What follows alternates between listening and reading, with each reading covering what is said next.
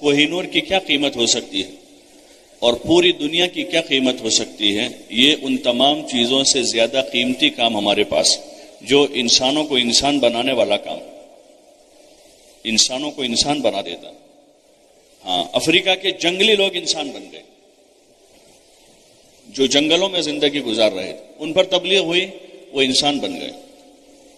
اور یورپ کے آوارہ لوگ، جن میں آوارگی اور عیاشی غالب تھی، وہ توبہ کر کے رجوع کر کے مسجدوں کے پابند بن گئے۔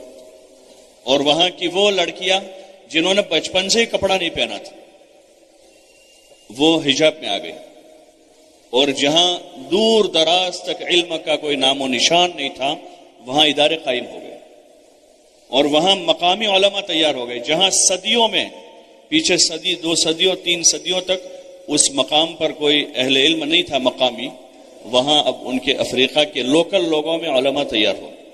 یورپ میں، فیجی میں، وہاں مقامی علماء تیار ہو گئے۔ یہ کشش، یہ جاذبیت، یہ تاثیر اس کام میں ہے۔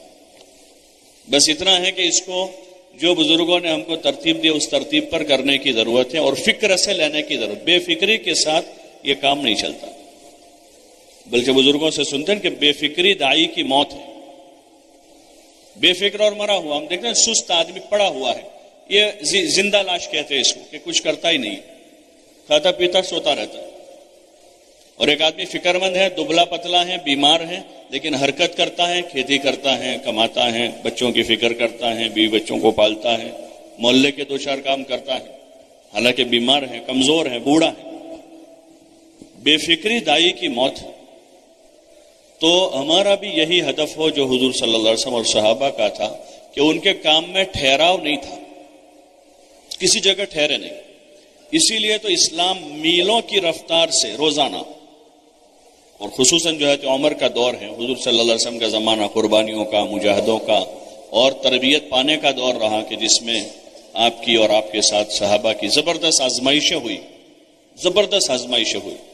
جب ہمارا ہدف دنیا نہیں ہوگا تو ہم آزمائشوں سے گھبرائیں گے نہیں، فقر سے، مصیبتوں سے، حالات سے۔ مانگنا تو نہیں ہے کسی حال میں بھی، لیکن ہمارا ہدف اگر دنیا نہیں ہے تو موت تک بھی اگر کسی کے حالات کشادہ نہیں ہوئے تو وہ ناکام نہیں ہوا ہے۔ مصعب بن عمیر رضی اللہ تعالیٰ عنہ کا انتقال ہو گیا، حالانکہ مالدار باپ کے بیٹے تھے، لیکن جب ان کی تدفین ہوئی تو ان کے پاس ان کا ذاتی کفن نہیں تھا، یا ان کا کوئی رشتہ دار ایسا نہیں تھا جو ان کے کفن کا انتظام کرے، یا ان کے دوستوں میں کوئی ایسا نہیں تھا جو ان کے کفن کا انتظام کرے۔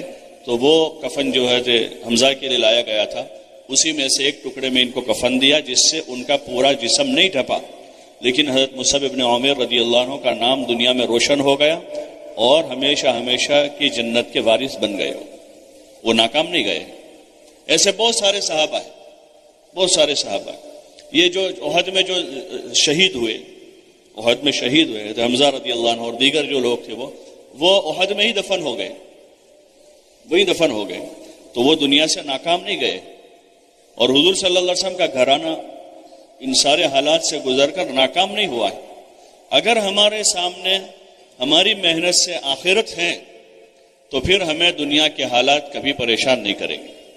ہمارا فقر، ہمارا فاقہ، ہماری تنگیاں، کاروبار کی کمی، وہ کبھی بھی پریشان نہیں کرے گی، بلکہ ہمارے سامنے اللہ کا خزانہ ہو کہ اللہ اپنے خزانے سے ہماری ضرورتیں پوری کر دے گا، اور جو دنیا ہماری مقدر کی اللہ نے رکھی ہے اس میں اللہ برکت دے دے گا۔ یہی ہم مانگ سکتے اللہ سے۔ حضور علیہ السلام نے یہی کہا کہ اللہ تو نے میری مقدر میں جو روزی لکھی ہے اس میں برکت دے دے، اور اس پر مجھے قناعت دے دے۔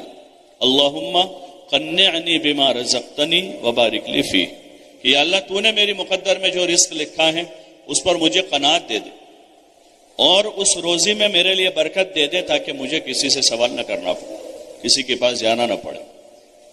اس لیے جن اسباب پہ ہم لگے ہیں اس کے ساتھ ہماری کوشش یہ ہو کہ دن بدن ہم کام میں ترقی کریں، آگے بڑھیں۔ ہاں، اللہ آگے بڑھنے والوں کو آگے بڑھاتا ہے، والسابقون السابقون، آگے بڑھنے والوں کو اللہ آگے بڑھاتا ہے۔ اولئک ہم المقربون، کہ وہی مقرب لوگ ہیں جو نیکیوں میں، طاعات میں، خیر کے کاموں میں آگے بڑھتے ہیں۔ اور اتنی بڑی خیر کہ جس کے ذریعے ہم ہمارے خاندان سنبھل جاوے، ہماری بستی سنبھل جاوے، ہمارے علاقے میں دین آوے، اور پورے عالم میں دین زندہ ہو۔